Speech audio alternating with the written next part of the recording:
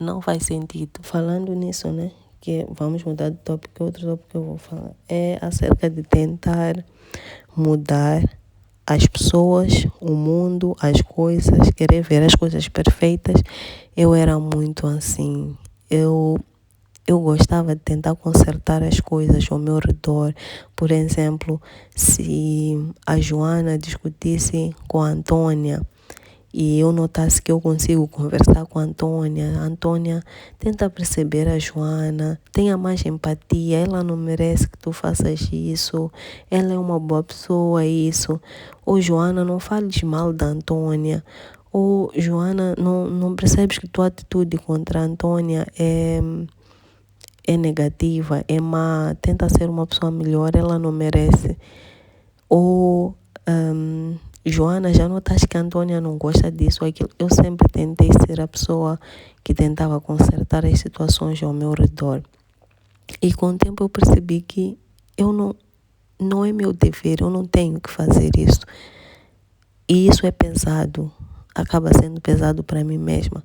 Tem muita coisa que eu acabava carregando, né, o peso de consciência ou sei lá, porque eu acabava, por exemplo, se eu presenciasse uma situação de injustiça, né, por exemplo, uma situação de bullying contra fulano X para fulano Y, eu me sentia na obrigação de tentar ajudar a resolver, se fosse alguém da minha estima ou alguém que eu achasse que tinha intimidade suficiente, mas com o tempo eu me apercebi que não é meu dever fazer isso e não é saudável para mim fazer isso. E eu também não sou perfeita, ninguém é perfeito, eu também tenho minhas falhas, meus erros. E eu tenho de aceitar que o mundo é assim, que as pessoas são assim e as pessoas adaptam-se umas às outras, porque ninguém é perfeito realmente. Então, parar de me esforçar para consertar situações que na realidade eu nem consigo consertar, não é possível. E é algo muito libertador. E hoje em dia eu vejo muita coisa. É um exercício, na verdade. Eu me policio. E quando eu vejo essas situações que antigamente eu estaria a pular, tipo, não faz isso. Tu não pode falar mal da pessoa xixi. Ela é tua amiga, ela estava aqui contigo. Ou não, tu não pode fazer isso. A pessoa xixi tenta se colocar no lugar dela. Hoje em dia eu escolho minha paz. Eu fico quieta, eu fico no meu canto. Eu faço as minhas reflexões e eu noto realmente que faz parte da natureza, que as pessoas se alinham, as pessoas se ajustam, as pessoas se adaptam e não é meu papel, não é meu lugar, não é do meu direito tentar alterar essas coisas. Então, eu entrei em paz comigo mesma e aceitei isso. E aceitei que eu não sou perfeita, que eu também tenho minhas falhas, que eu erro. É muito difícil tentar consertar as pessoas, tentar consertar o mundo. E não é necessário. As pessoas têm de se adaptar umas às outras. O mundo é assim, nós temos de nos adaptar. As coisas não têm de ser perfeitas.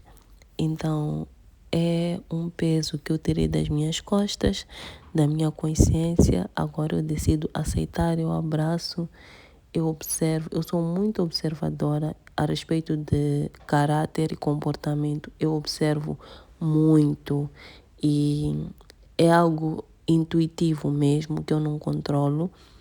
Por acaso, até uma vez comentei com um amigo que pela aparência das pessoas, por exemplo, eu posso ver alguém hoje ou agora e daqui a uns 10 minutos, se me perguntarem o que a pessoa vestiu, eu não sei te dizer, porque eu não prestei atenção no que a pessoa vestiu, não prestei atenção no que a pessoa calçou.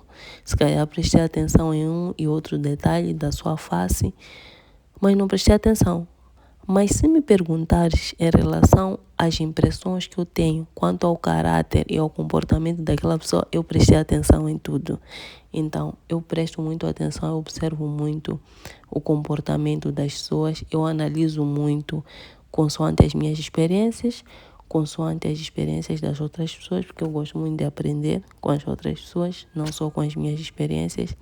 Então, eu observo muito as atitudes das pessoas, É por isso que, para mim, me é muito difícil ser atingida por um bullying, por exemplo, como eu dizia, porque eu observo, eu sei que quando aquela pessoa toma aquele determinado tipo de ação,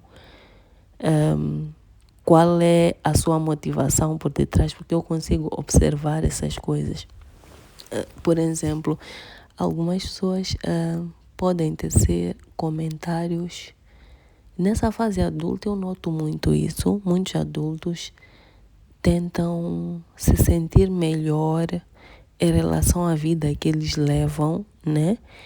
E às vezes, para que eles se sintam melhor, eles querem que tu te sintas mal em relação às tuas escolhas de vida.